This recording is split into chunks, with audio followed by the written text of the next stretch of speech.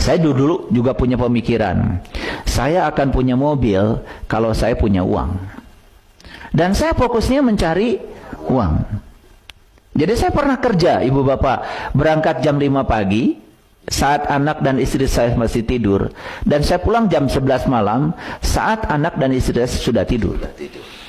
Dan itu ya menganggap saya waktu itu sebagai orang sukses.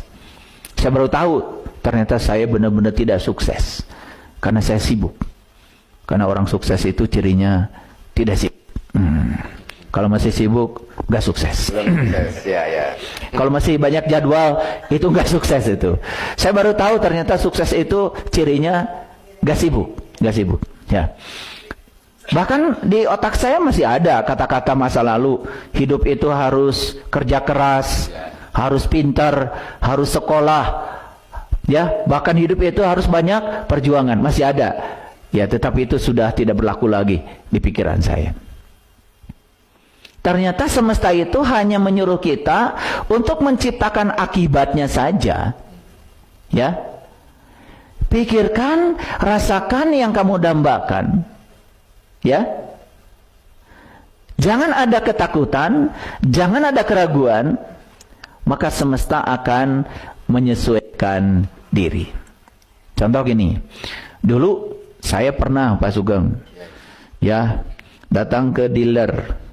Dulu dealernya bukan dealer mobil baru, Pak Sugeng, mobil bekas. Kenapa? Di sini masih ada batasan di otak saya. Mobil baru itu mahal. Saya masih berada di situ waktu itu. Ya, cicilannya pasti besar kan gitu. Padahal mobil bekas lebih mahal lagi setelah saya mencoba. Karena kan setelah nyampe di rumah memperbaiki terus. Bahkan paman saya itu pernah datang ke rumah saya. Mungkin pusing lihat saya, karena mobil cicilan yang bekas itu tiap hari saya perbaiki.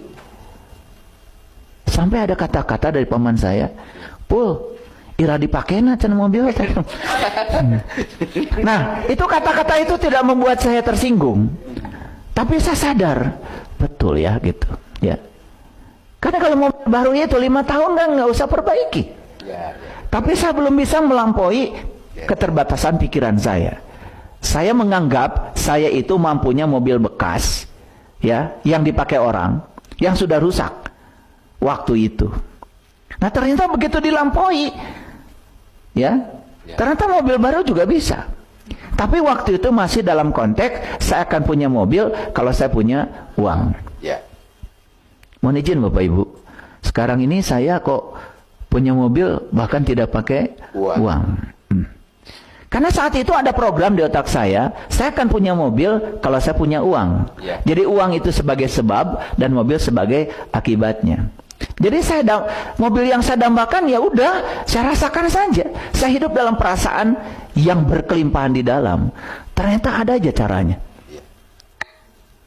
Masa ada orang tiba-tiba ya nawarin mobil gitu, ngasih mobil,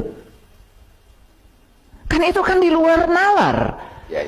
Kalau kita berpikir hukum sebab akibat, ternyata semesta ini hanya mengikuti apa yang kita pancarkan. Jadi sebetulnya Tuhan itu hanya merespon apa yang kita sampaikan kepada beliau. Di mana menyampaikannya? Di sini. Di pikiran dan perasaan. Tapi pikiran itu kekuatannya cuma satu. Kalau perasaan kekuatannya 5.000 kali. Makanya saya bilang tadi, mulai sekarang Bapak Ibu, hidup saja dalam perasaan yang didambakan. Hidup saja dalam perasaan yang didambakan. Perasaan berkelimpahan menarik keberlimpahan. Perasaan berkecukupan menarik kecukupan. Perasaan kekurangan akan menarik kekurangan. Makanya saya juga pernah berdoa meminta kepada Tuhan. Saya baru tahu meminta itu kan ternyata didorong oleh rasa kekurangan. Saat ini di sini berarti saya sedang memancarkan rasa kekurangan. Makanya saya meminta. Dan ternyata ya semua ilmuwan neuroscience mengatakan meminta itu semakin menjauhkan kamu dari yang kamu minta. Padahal kita diajarkan meminta. Betul nggak? Kita baru sadar sekarang, ternyata meminta itu Ya, saat ini kita sedang merasa tidak punya kan? Nah, perasaan kekurangan itu yang dipancarkan saat ini. Karena hidup itu adalah di sini, saat ini, seperti ini. Ternyata alam semesta tidak mengerti apa yang kita ingin. Semesta mengerti apa yang sedang kita rasakan saat ini. Gitu. Jadi walaupun kita inginnya ini, inginnya itu, tetapi kalau kita tidak memancarkan perasaan yang kita inginkan itu seolah-olah sudah terjadi, itu tidak terjadi.